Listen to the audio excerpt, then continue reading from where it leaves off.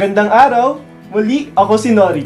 At ako naman si Angel. At kami nagbabalik upang pag-usapan ang Lakbay KAIS. Wastong paggamit ng KAIS na kung saan ating tatalakayin ang tamang paggamit ng KAIS at ang pagproseso ng mga report na matatagpuan dito. Dito lang yan sa panibagong episode ng Kooperatibay. Sa pagsisimula ng ating programa, atin munang balikan ang ating tinalakay sa huling lesson. Sumentro ang ating ikalawang aralin sa konsepto ng KAIS at iba't ibang reports na matatagpuan dito. Natutunan natin na mayroong 6 na report sa KAIS na may iba't ibang gamit at kahalagahan sa isang kooperatiba. Para sa ating ikatlong aralin, upang talakayin ang nakuha nating impormasyon mula sa Cooperative Development Authority, ating kilalanin si Teacher Clyde Orbian na magbibigay ng mahalagang impormasyon tungkol sa konsepto at paggamit ng Cooperative Assessment Information System o KAIS sa isang kooperatiba. Si Teacher Clyde ay isang mag-aaral ng BS Development Communication mula sa University of the Philippines, Los Baños. Halina't makinig, matuto at mag-enjoy sa ating ikatlong lesson dito sa Kooperatibay.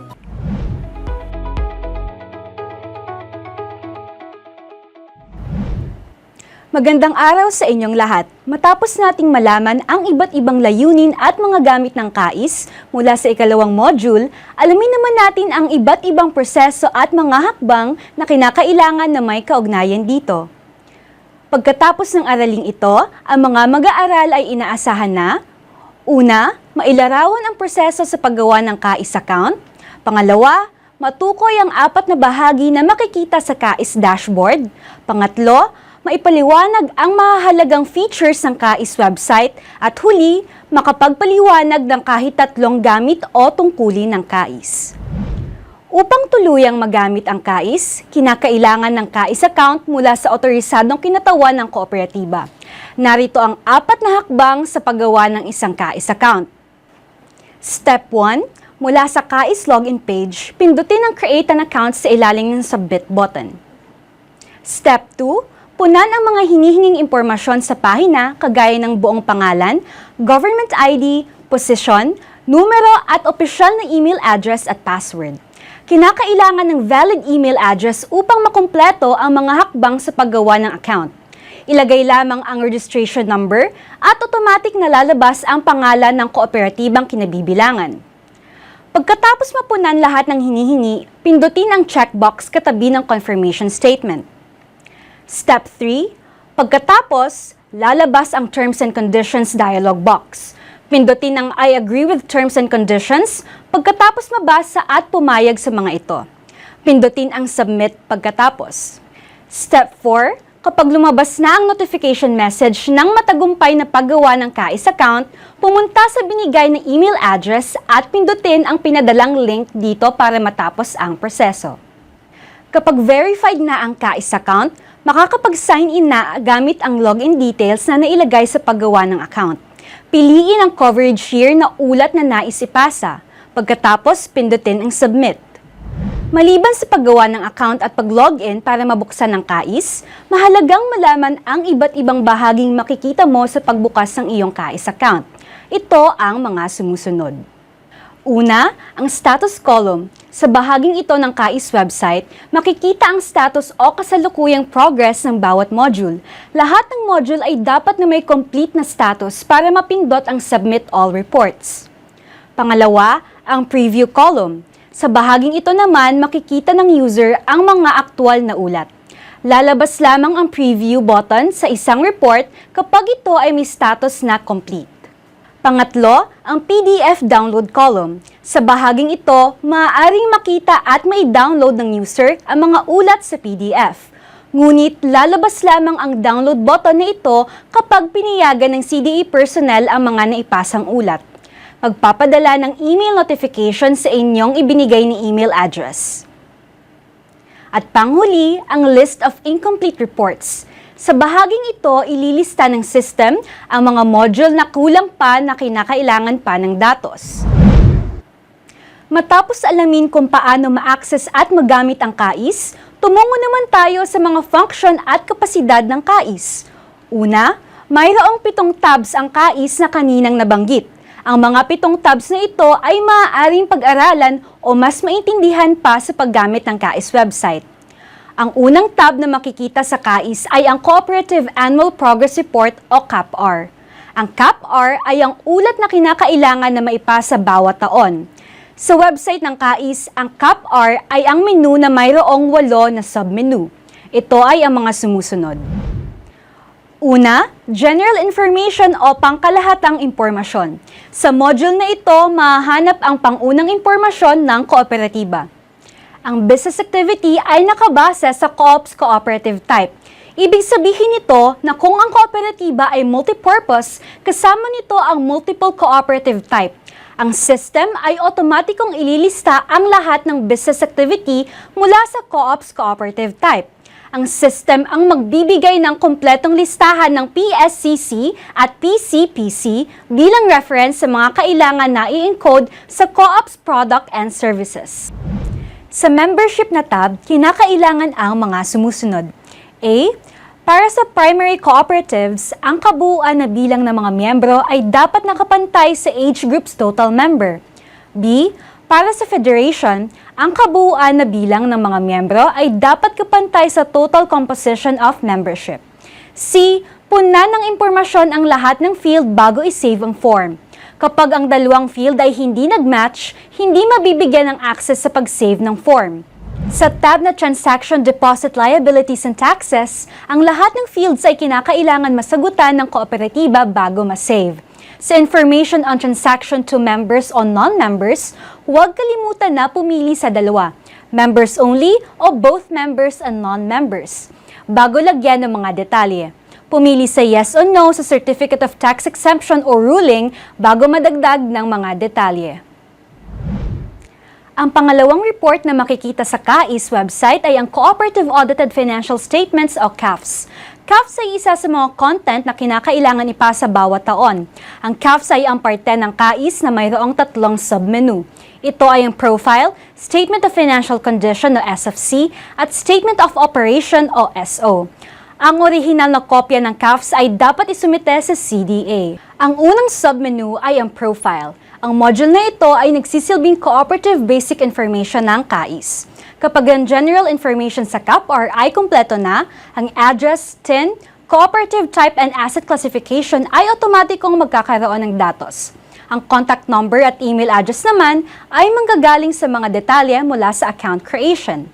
Para sa CEA number, i-type lamang ang eksaktong CEA number, pati na rin ang hyphen kung meron. At ang name of accredited external auditor, date issued and validity date ay otomatikong lalabas sa iyong screen. Kung ang CEA number ay hindi lumalabas, kontakin lamang ang CDA. Ang pangalawang submenu ay ang Statement of Financial Condition o SFC. Ang mga forms sa SFC ay may sariling computations na ang tawag ay schedules. Para malagyan ng impormasyon ang bawat field, pindutin ang pencil icon na nasa kanang parte ng bawat form. Tandaan na kapag ang value ng field ay 0, 0 rin ang ilalagay rito. Ang pag-iwan dito ng blanco ay hindi nangangahulugang katumbas ito ng 0. Matagal ang pag-fill up ng mga schedule. Ang KAIS user ay kailangan ng may mahabang pasensya dahil mahalaga na lahat ng hinihinging impormasyon sa page na ito ay maibigay. Ang computation sa Financial Performance Standard o STEPS ay nakadepende sa impormasyon na maibibigay sa page na ito. Kung mayroong napagpaliban na impormasyon, ang magiging resulta ng STEPS ay hindi magiging wasto. Kung mayroong babaguhin sa Statement of Financial Condition, ang Financial Performance Standard ay kailangang i-review at i-save muli para maging updated ang computation. Kung ang nabagong impormasyon sa SFC ay maaapektuhan ang total assets, kinakailangan ring balikan ang general information na page at i-save muli para ma-update ang asset size. Ang proseso na ito ay mahalagang gawin dahil maaapektuhan nito ang iba pang impormasyon sa iba pang pages. Tandaan na ilagay ang datos sa mga field na mayroong pencil icon bago sagutan ang mga walang pencil icon at i-save ang form. Ang pangatlo at panghuling submenu sa CAFS ay ang Statement of Operation o SO. Katulad ng SFC, ang SO ay mayroon ding mga schedule na kailangang masagutan ng tama at kumpleto. Gamitin ang pencil icon sa pagsagot ng mga field. Tandaan na kapag ang value ng field ay 0, 0 ang ilalagay rito. Ang pag-iwan dito ng blanco ay hindi nangangahulugan katumbas ito ng 0. Ang ibang item sa Financial Performance Standard o STEP rating ay nakadepende rin sa page na ito. Kung mayroong pagbabago sa Statement of Operation, ang Statement of Financial Condition at Statutory Funds ay kailangan ding ayusin upang ang change in allocation ay mabago rin. Kung ang value sa interest in share capital ay nabago, ang Other Relevant Information page ay kailangang ding baguhin. Ang proseso na ito ay mahalagang gawin dahil maaapektuhan nito ang iba pang impormasyon sa iba pang pages. Ang pangatlong report na makikita sa KAIS ay ang Performance Audit Report o PAR. Ang PAR ay ang report na kailangang ipasa bawat taon. May 3 itong submenu. Ang unang submenu ng PAR ay ang Governance and Management Report. Ang KAIS user ay maaaring isave ang form na ito kahit hindi pa kompleto ang lahat ng hinihinging impormasyon. Sa system ng KAIS ay mayroong status na lalabas sa itaas ng page kung saan makikita kung ilang items na ang nasagutan at kung ilan pa ang kailangang sagutan. Huwag kakalimutan na isave ang form bago umalis sa page. Maaaring mawala ang mga nailagay na datos kapag ito ay hindi na isave. Ang pangalawang submenu ay ang Financial Performance Standards. Sa system ng KAIS, kailangan ng user na isave ang form bago maipakita ang equivalent value ng steps at bago maicompute ng system ang totality. Ang computation sa page na ito ay nakadepende sa Statement of Financial Condition at Statement of Operation. Tuwing magkakaroon ng bagong update ang mga nabanggit na module, ang Financial Performance Standards sa page ay kailangan din i-update at i-save muli. Kung ang computation sa module na ito ay hindi tumutugma sa kabuuan ng Performance Audit Report, pumunta sa Steps Rating, ang page na ito ay dapat na muling bisitahin at i-save muli. Ang pangatlong submenu ay ang Audit Report. Sa module na ito, ang resulta ng audit ay lalabas sa GMA or Report, Result of Financial Performance, at ang Overall Performance Rating. Ang address ng kooperatiba ay galing sa CAPR sa ilalim ng General Information. Kung kompleto na ang mga hinihinging detalye, otomatikong ipapakita ng system ang address of cooperative.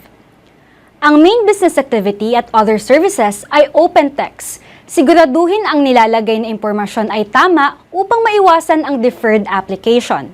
Para sa name of auditor, may 2 pagpipilian. Ito ay ang internal auditor and audit committee. Kapag ang pinili ng user ay ang internal auditor, maaaring ilagay ang pangalan ng nag-audit. Ang susunding format ay last name, first name, and middle name. At ilagay ang petsa kung kailan ito na-audit. Sa audit committee naman, lalabas sa screen ang pangalan ng audit committee na mula sa CAPR sa ilalim ng officers at ilagay ang petsa kung kailan ito na-audit. Ang pang-apat na report na makikita sa KAIS ay ang Social Audit Report. Upang maiwasan ang pagkawala ng datos na nailagay na, ang mission, vision, core values, social goals, auditor details, comment and recommendations ay kailangan munang isave bago idagdag ang policy, activities, fund and recommended actions. Matapos isave, maaari nang tumungo sa policy and activities. Tandaan na ang asset size ay kailangan ma-finalize at isave bago sagutan ang module. Sa puntong ito, ang pag-uusapan naman natin ay ang Community Development Fund o CDF. Muli, ang CDF ay ang accumulated amount of CDF. Ang value na lalabas dito ay mula sa AFS o Schedule of Allocation. Pangalawa, amount utilized for cooperative social activities. Ang value na makikita rito ay ang total amount of social activities under CDF source of fund. Pangatlo, summary and total amount. Ang value na lalabas mula sa amount utilized for optional fund ay ang total amount na nagamit sa activity under optional source of fund. Ang list of officers and trainings attended ay isa pa sa mga report na makikita sa KAIS. Sa module na ito, makikita ang mga pangalan ng officers ng kooperatiba at mga trainings na naduluhan nito at ng iba pang mga miyembro. Una, pindutin ang Add Record.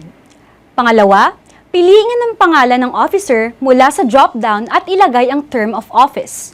Sa ilalim ng mandatory trainings undertaken o completed, piliin ang training sa mga ibinigay na pagpipilian. Maaaring pindutin ng others at ilagay ang petsa ng training na nadaluhan. Pang-apat, kung magdadagdag ng training sa ilalim ng isang officer, pindutin lamang ang add row. Pang-lima, kung mag-aalis ng row, i-click ang X icon. Pang-anim, matapos magdagdag ng officers, huwag kalimutan na i-save. Ang susunod naman na report ay ang Member Consumer Owners o MCOs issued with Share Capital Certificate. Ito ay ang karagdagang kalakip na kinakailangan para sa electric cooperatives lamang. Ang download form para sa regular at associate members ay magkahiwalay. Una, matapos ilagay ang hinihinging impormasyon, pindutin lamang ang Upload Members sa regular o associate member button. Pangalawa, ang user ay malilipat sa bagong page. Ang user ay maaaring gamitin ang drop file o click here function para ma-upload ang file. Pangatlo, hintayin na matapos ng system ang pag-upload. Pang-apat, kapag ang pag-upload ay natapos na, lalabas sa screen ang listahan ng mga miyembro. Siguraduhin na tama ang nasa listahan bago ipasa ang module. Pang-lima, kapag nasiguradong tama na at kumpleto ang listahan, maaari na itong ipasa. Ang panghuling report ay ang Mediation and Conciliation Report o MEDCON. Ito ay ang report na ipinapasa semi-annually ng Mediation at Conciliation Committee. Mayroon itong dalawang parte, first semester at second semester. Ilagay ang buwan at araw para sa dalawang semester para sa proper identification. Sa mga kooperatiba na may total assets sa 3 milyong piso pababa, tinatawag itong micro-cooperative. Sa kategorya na ito, buksan muna ang CAFS module at sagutan ang mga hinihinging value sa mga sub-module. Kapag natapos na, ang mga nilalaman ng CAPR, PAR at SAR ay hindi na dapat angkop sa micro-cooperatives. Para sa prepared and submitted by, otomatikong ipapakita ng system ang pangalan ng miyembro at chairman mula CAPR Officers Module. Sa episode na ito, tinalakay natin ang wastong paggamit at pag-navigate ng KAIS. Sana marami kayong napulot na aral sa ating talakayan. Muli, ako si Teacher Clay. Paalam!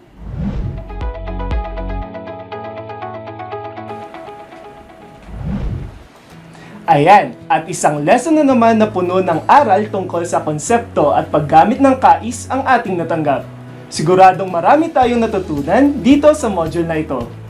Tama, dahil sa araw na ito, ating natutunan ang konsepto ng KAIS, ang mga nilalaman ng sistemang ito, at kung paano ito makatutulong sa isang kooperatiba. Dagdag pa rito, tinuruan din tayo sa paggamit ng KAIS, lalo na sa pagtungo sa mahalagang interface nito. At panghuli, Norik, nalaman natin na lubhang mahalaga ito upang mamonitor ng tauhan ang kanilang mga dokumento at progreso sa loob ng kanilang kooperatiba. Kaya muli, maraming salamat kay Teacher Clay sa pagbabahagi ng kanyang kaalaman tungkol sa ating aralin. At dahil tapos na ang ating diskusyon, magkakaroon na tayo ulit ng maikling pagsusulit upang tukuyin ang inyong mga natutunan sa ating aralin. Kaya naman, ihanda nyo na muli ang inyong papel at panulat para sagutin ang mga sumusunod na tanong. Number 1. Sa step 2 ng paggawa ng KAIS account, automatic na lalabas ang pangalan ng kooperatiba kapag nailagay ito ng user. A. Plate number. B. Registration number. C. Cellphone number. D. Home number.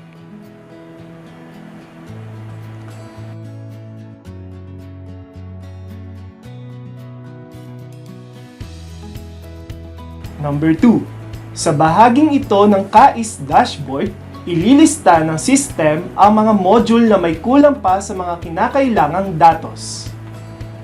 A. Status column. B. Preview column.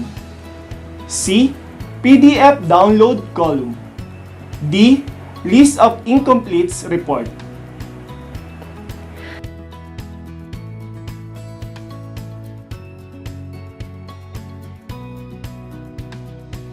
Number 3.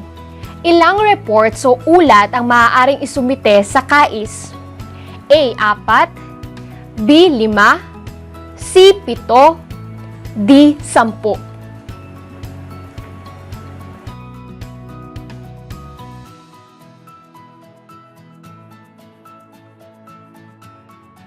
Number 4. Tuwing kailan dapat isumite ang Cooperative Audited Financial Statements o CAFS? A. Bawat araw. B. Bawat linggo. C. Bawat buwan.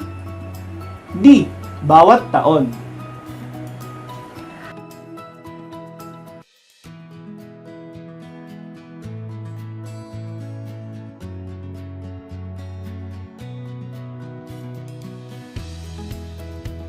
Number 5. Ano ang tawag sa kooperatiba na kumikita ng 3 milyong piso pababa?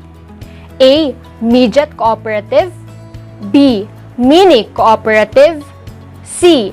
Micro Cooperative. D. Macro Cooperative.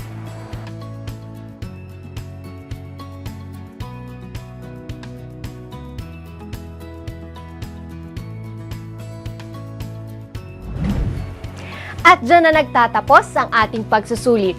Ngayon naman ay titingnan natin ang mga kasagutan.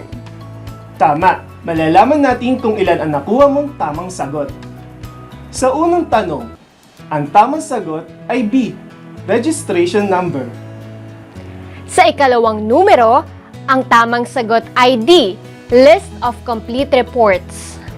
Para sa ikatlong tanong, ang sagot ay C, 7.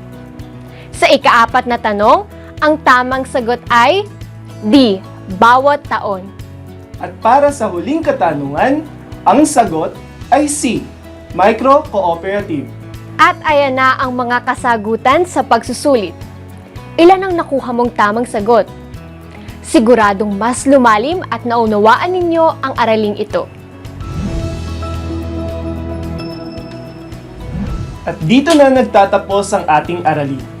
Sa susunod na video lecture, atin namang pag-uusapan ang diskarteng dokumento, pagpapahusay sa records at files management. Muli, sana'y marami kayong natutunan sa ating aralin sa episode na ito. Ako si Angel. At ako naman si Nori. At lagi nating tatandaan na kapag may kooperatiba ay lahat nagtatagumpay!